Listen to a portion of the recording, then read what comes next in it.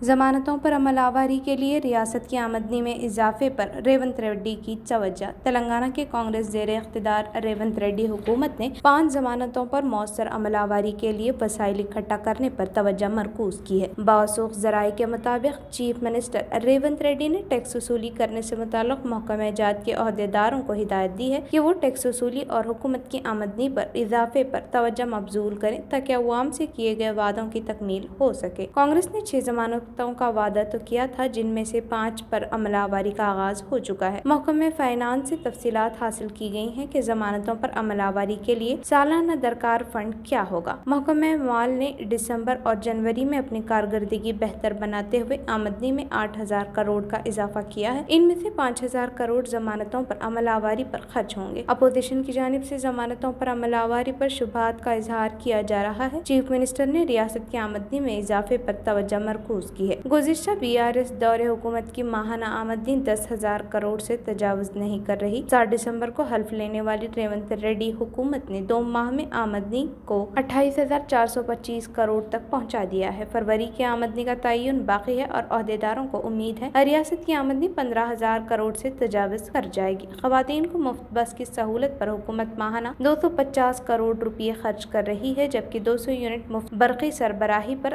2,100 کروڑ اور 500 روپے میں پکوان گیس سلنڈر کی سربراہی پر 80 کروڑ کے خرچ کا اندازہ ہے۔ آروگیہ شری اسکیم کے تحت 80 کروڑ کی اجرائی ممکن ہے۔